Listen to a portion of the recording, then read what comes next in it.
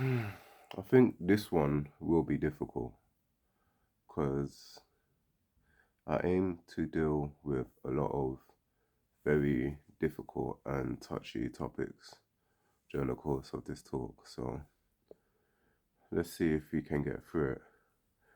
And I believe I'm going to have to do my best to both speak and write as I'm going through this series. As whilst I was on my way back here, the themes have literally just been playing through my head, almost like flashbacks.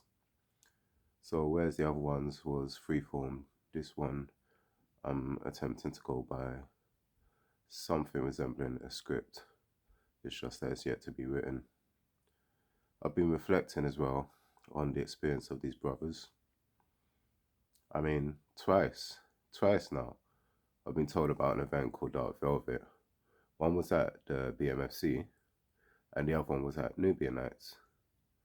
And it's curious because during the BMFC, it was one of the brothers I was speaking with, and he explained that he sometimes just leaves London because he wants to get out. He's random like that. Now, during the other one, Nubian Nights, the brother said, just get out of London, get out of the south. I liked how he said it, the south. He weren't localizing it. He meant in terms of a nation, the island, as opposed to the country. He said, get out of the south, go north. That's where things are different. Which is interesting as sometimes we, as the lads, go up north, Liverpool, anywhere but here, I think. And coinciding with that, this may be a way to lead into some of the things I want to discuss in terms of Kwanzaa. But an individual I was speaking to was selling a book at a Kwanzaa event, I believe, or one of our African empowerment munches. And he said rather than get him on stage explaining the book, talking, speaking, they had him just there standing up still as if he was quote unquote selling candles. Meanwhile, they will have the lunatic brigade on stage talking nonsense about stuff which has been immaterial for how many years. Yeah, that's how we function. And I'm glad because he realized as well that he needs to leave London. As a matter of fact, two of them was there. One actually lives in Jamaica, and he was only visiting London. So in terms of, because we met at a bookshop, I was just visiting. He said, "Get out of this place; it'll just drain your energy." And this individual who I speak to, who's selling the book, and I did purchase a copy actually. He said it's better to go elsewhere outside of London, and I felt that. And my primary thing when it comes to these spectacles, these fiascos like Kwanzaa, is it's the sanctuary of the oppressed. Pitiful people having their moment to dance and revel and gallivant. A bit like Carnival, only this one has pretense. Because at Carnival, we seem to know why we're there, but at these Kwanzaa events, pseudo intellectual, these pretentious, conceit events, this perspective seems to be lost. And so people are pretending they're revolutionary. They get up there, make these speeches, give these talks, demand their money for their schools. I think deep down they know it's foolishness that they're engaging. And this is why people like the Black History Man and Dr. Umar can thrive in these environments because they also know their work's garbage. But if you have the blind leading the blind, why shake that up? In other words, if they know that the work they're doing is trash, and yet the people they're speaking to are trash, then this is a perfect marriage. Both of them are made for each other.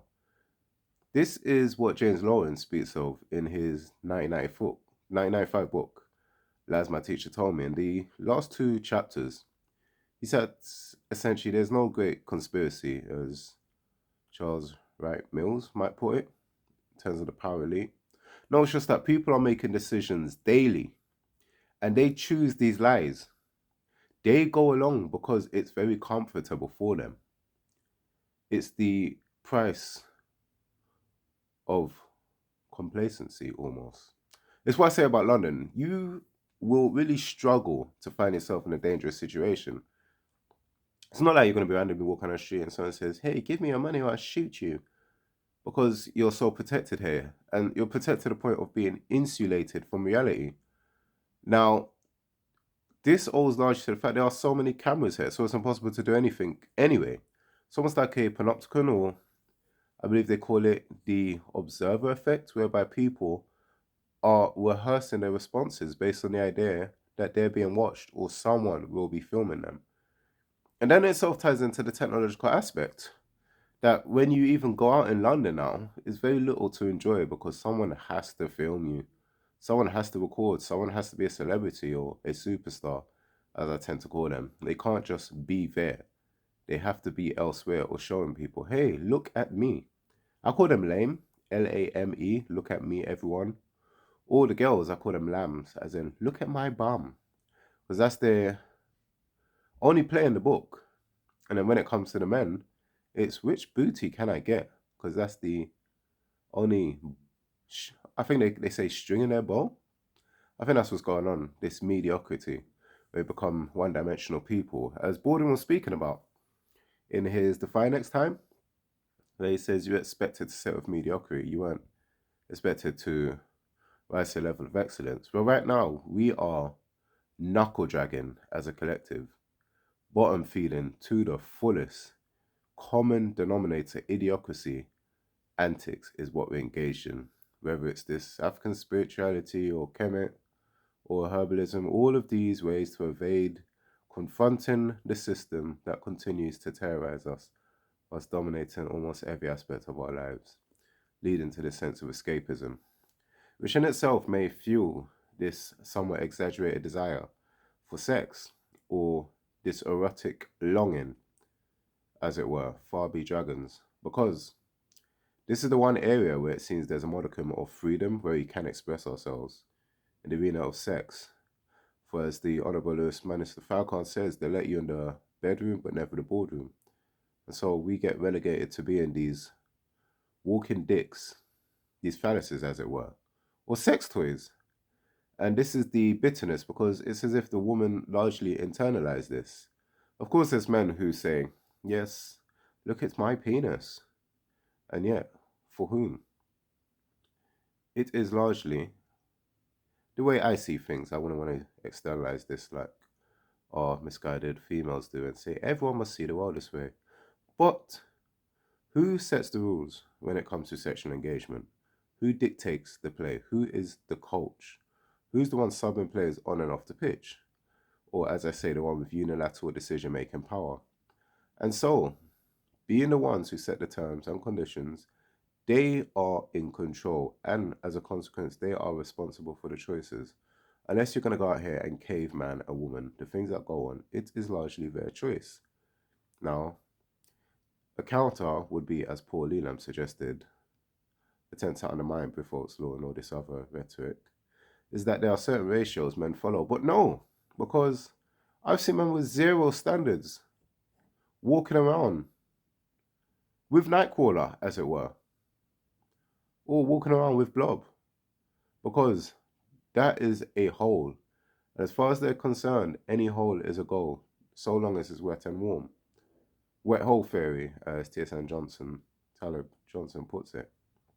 This is the desperation of males, because the grooming means that they're in these, I guess, arranged marriages or arranged situationships where they will pursue any woman, no matter how horrendous she is, objectively. And I've had this. I've had a couple walking monstrosities speaking to me as if they're goddesses, as if they deserve to be worshipped. Now, I'm glad this comes up because this was something else which ties into the theme, which was, I believe, dealt with in part one of this trilogy of male want. As in, as a male, look at how women are pursued, are chased, are hunted. When do you get to experience this? And look at the power. I've seen it and I've engaged in it, these first traps. But they give you the stare and it's like, okay, puppy dog time, let me run over and jump through that hoop. They walk away because all they wanted is I call it eye contact booty call. They just want to get their rocks off with your attention, getting you to do something. And then it's like, okay, leave now, court jester. Because that's the contempt they have for us. They see us as the entertainment committee. People who could come along and play our cards right. You know, pull the lever on the slot machine and maybe, just maybe, you'll get some vagina or a pat on the head. good doggy, may even stroke your hair just to show that you're a nice one, or let you take them out on a date. You see, these are the games. This is the degree of manipulation which we are subject to every aspect, every day of our lives, I would say. Hence, I like to think of this as the Everyday Sexism Project Part 2, or more specific, Everyday Misandry, the contempt. And this gets played off as, oh, they're just taking advantage, as opposed to saying it's A, abuse, and B, manipulation, and C, exploitation. So all this stuff about, oh, we're abused every day. Men aren't trained to see their abuse.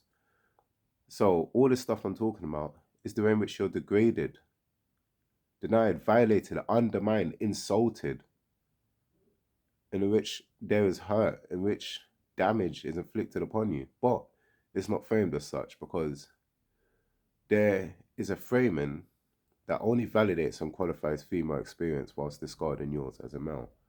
It means that the harm that females cause does not get registered and it's not recognized. It just literally passes over undetected or falls through the cracks.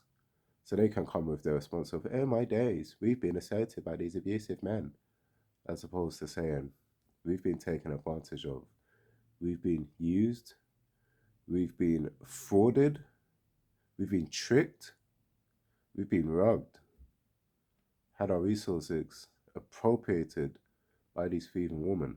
No, these things don't come up. And so I was saying about how often are you worshipped? It's not something you're going to get. I mean, unless you're a celebrity or superstar, because this is the only things these women seem to respond to. They want that. That's it. That's all they want. Do you look the part? Are you a cardboard car? Because this is their casting couch. They're the directors and they get to pick who plays the part. And so again, it's reducing the male to this one dimension.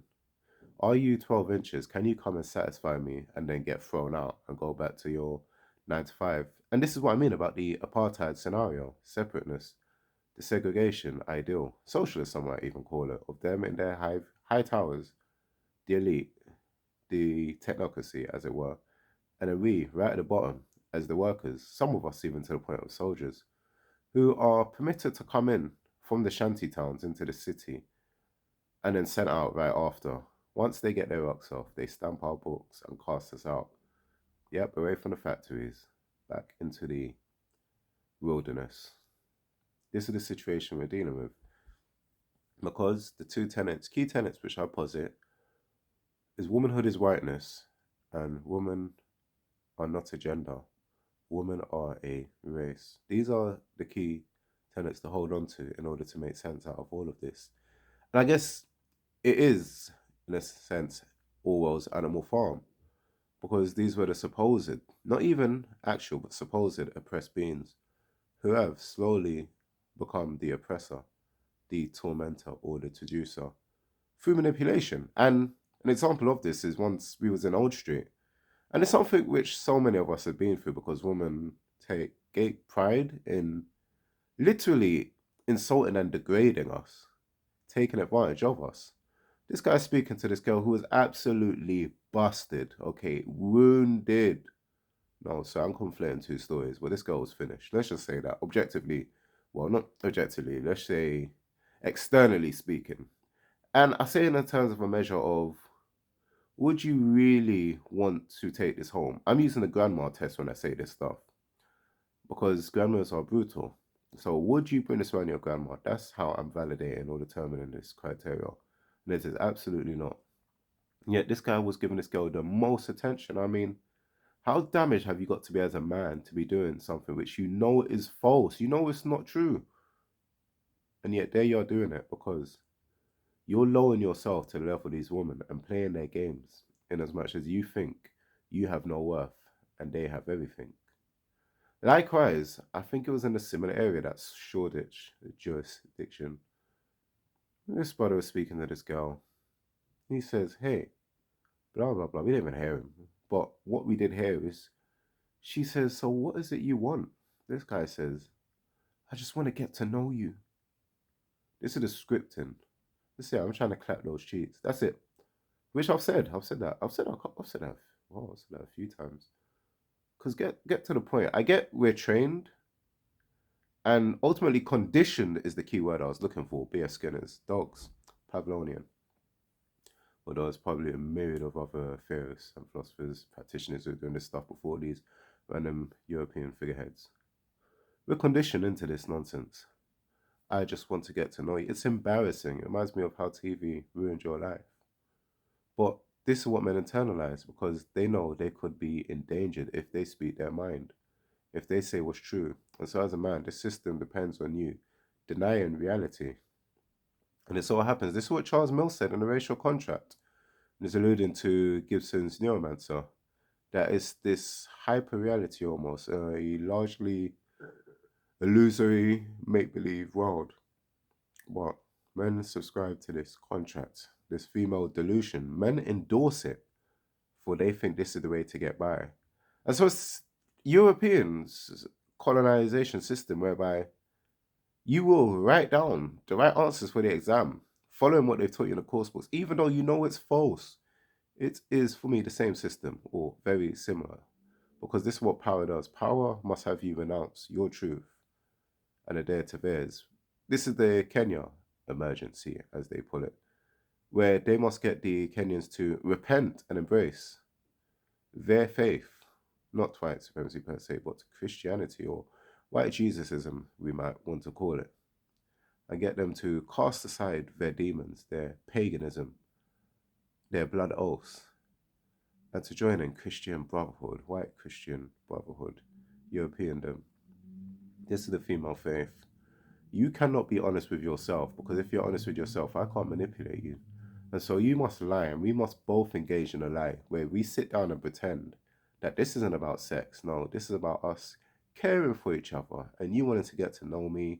And hey, we're going on a couple of dates, we exchange phone calls, and then maybe even come over. We watch a movie a couple of times. Then on the third time I come over after all of this nonsense, you'll touch me and then I'll pretend to sleep and you'll slide these trousers over and then I'll itch up my back and arch it and ease up my leg. You'll slide inside me with the dom and then I'll go back to sleep and in the morning we won't say anything and then we'll act as if nothing's happened. Unless I bring up and say, oh my god, you didn't get consent. You took advantage of me and I was drinking.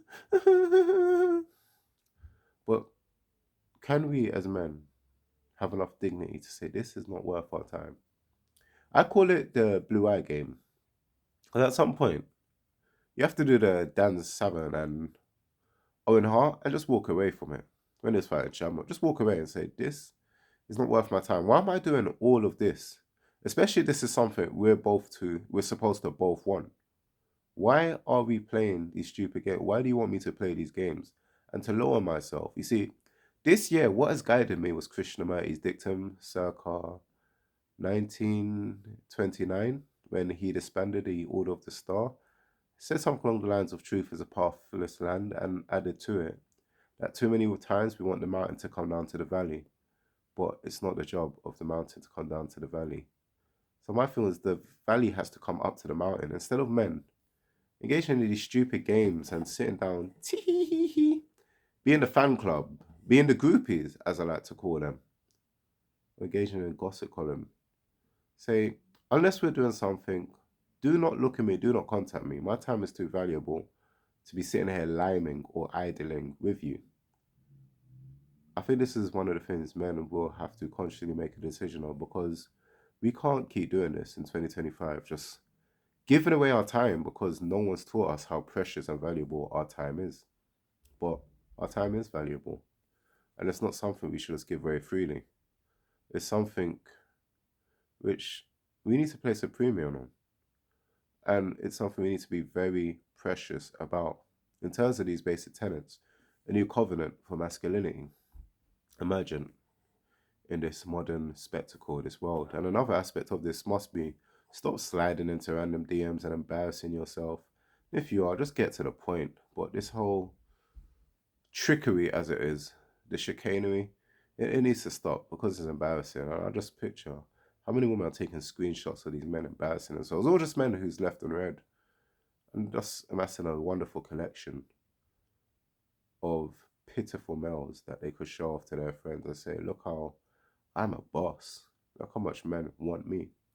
And it's funny because one of my little, well, we just call them nieces and nephews. They were meant to have been overheard saying, I could get more men than you. And I thought to myself, what does that mean? Does that mean online you can get likes? You can get people to message you? You can get attention? Or does that mean you can actually link men? Does that mean you could get men to spend money on you? Or does that mean you can have sex with men? Does that mean you could give out your number, get men to approach? What does this mean? This is what I'm saying. Nothing seems to mean anything these days. I want to go back to Ghana Park in the Park years ago. I attended, and this girl, I overheard her walking home saying, I got my wine today. I believe it was Ghana Park in the Park. I got my wine today. Because that was the thing to do at that age or back in the day. Let's see who we could grind up upon, or as a European folks said, our Caucasian friends, rubbing their genitals against each other. That was the thing to do. And who knows, maybe they'll exchange numbers and maybe they would actually link up before all of this online stuff came into being, these digital shenanigans. And people used to actually meet on the street and speak. And when the presupposition was that the internet was for weirdos or people with nothing better to do, because that's how the internet was seen. It was a place for misfits. Are you just so inept that you need to go online? But that's happened years ago. Now, fast forward to a party I went to the other day where it was sexual segregation or gender apartheid. Women on one side, as per usual, men on the other. And a few lesbian dynamics, girls grinding on girls and the usual couples who are just there. And I thought, this is foolishness. But this is the impasse, as it were. And then when you try, because I remember I went to dance with one girl, and she didn't say no, but she didn't say yes. So I was like, okay, I'm not getting any warmth agreement, so see ya. But this is the current dynamic. This is why I stopped going to these straight clubs, because I've said it, these straight clubs are looking hella gay and these gay clubs are looking hella straight. Because there's very little, if any, male female content in these quote unquote straight clubs. But you get that when you go out into these quote unquote gay spaces. Now, how does that make sense? Which is straight and which is bent? Which is hetero and which is crooked? This is the backwardsness which we're dealing with in this little spectacle, the society of the spectacle, as it were. So I really avoid these quote unquote straight clubs because they leave much to be desired. And I remember I saw a girl, 'cause I think she was around me most of the time. She didn't do anything, just standing there staring at people, as happens, musical chairs or something of the sort we play these days. Then as she was leaving, literally, I'll never forget this, as long as I live. I mean, ever. This girl came up to her and said, Girl, they were staring at you as if anything's happened. As if anything's been done. What does this mean? Someone was looking at you? Someone wanted you? Someone desired you? Someone glanced? This is your highest ambition? I mean, we are stupid. Like, we're retarded. This is primitive. This is barbaric. This is lowest levels that you can think of, yet this is the standard? I thought Kano's Nobody Don't Dance No More was saying enough, but this is what we've come to. This is how we have fallen. And I'm trying to pinpoint when this happened, when the females stopped valuing the men, stopped going out to actually dance and have contact and enjoy their company. Some could say it's the sexualization of our culture. But for me, it was when there was this moment, this exact moment, which we can't pinpoint, where these girls started to dance with girls, because this did not happen. This never happened. Women, as far as I can remember, would just dance. That was it. There was no dancing on each other. With each other, yes, but not on each other. It was always waiting for a man. And of course, they would turn away a considerable number of suitors, but it was always, I've gone out to find men to dance with and hopefully take my number, and who knows, even go home with them. Now, it's as if they are so satiated or stimulated by the internet that when they go out, there's nothing to do. And this is a fascinating dynamic because now we have this scenario whereby they get all they want from the internet. So when they come out, it's for pure vanity. They have no intention of doing anything anyway. So I don't know why men buying these first tracks and even approach them. I said, rather than even do this avoidance, I just won't go out. So I stopped going out to these spaces because it's not worth my time. Now, another thing is, I remember we went to a house party and there were some sisters there. And let's just say some non-Europeans, but non-Africans also. So they're in that middle space. Let's call them middle people. You might even say off-right. Now, these girls, won't forget this ever, they came over and just started dancing on us. That was it. And whilst it was going on, you felt the eyes on us. And I thought, this is strange because back in the day, this didn't happen. People just did what they want at house parties. So they started dancing on us. Now, we looked over afterwards and we saw these sisters and they were just staring at us, smiling. And the whole energy we got was, come over to us, please. Come over and try your luck. Take a chance, shoot your shot. You see, we ain't doing that. These girls have felt nothing to come over and dance on us, yet you're there on your high horse, like you're some celebrities, like you're VIP, like you're in the exclusive box. And this has happened so many times, this standoffishness. Because we find this consistently. The sisters want to be cute. They don't desire you. There's never that hunger, that yearning to pursue you shamelessly. You don't get that vulnerability, that femininity. It's always standoffish. The dynamic predominantly is I'm doing you a favor. You should be happy to even be breathing the air that I've just let off, to even recycled my breath. Get on your knees. And I mean, this could go on so many different levels, but it's this will to power, the striving, craving to be in control and dominance, never being able or willing to let that go, to surrender. Always having to be in charge, to be the boss, to be the one approached, never the one approaching. To always be the one setting the terms, dictating. Because there's just this craving, an insane obsession, megalomania for power, for dominance. That is their desire. And it's as if others, especially some of these women, their thing is we see the African woman's body as supreme, the ideal that we want to emulate. But they want to emulate it so that men can want them, so that they can service men. So it's almost as if there's, if not submissiveness, an agreeableness with them, as if they want to be with men. Whereas these sisters, they don't want to be with men. They want to own men. They only see men in terms of what can you provide for me. If there's nothing you can provide in terms of an aesthetic, a look, a feeling, then you're invisible. They don't want you. As a matter of fact, the funniest thing is, I remember years ago, I was listening to Steve the Dean, and he said, what's the best way to get a black woman's attention? He says, get a white woman. And I always laughed at that. It was the Blazing Saddles thing. But another experience, I've given you so many gems now. Probably this is the third. When I went to Afro Nation, I will never forget this. I was walking with the most basic Becky you will see. She was just sharing a hostel with us. There was nothing there. It scarcely even crossed your mind. It's like, oh, okay. You know, one of those real stick type, model-esque figures where the clothes are just dropping off their backside, sliding off, nothing to itch up the jeans. That's what I was walking with. What she had blonde, flowing hair that these women idolized. And I always say this. You always hear, they don't want us dark skinned sisters, all this trash. I have never had so much attention in my life. Because I was with this other guy. The amount of looks we got from sisters who wouldn't even spit on us. Even to this day, this was like 5 years ago. I will never forget it. It was the first time I was actually seen. And so it is that racial hypergamy aspect of how dare you get away from us.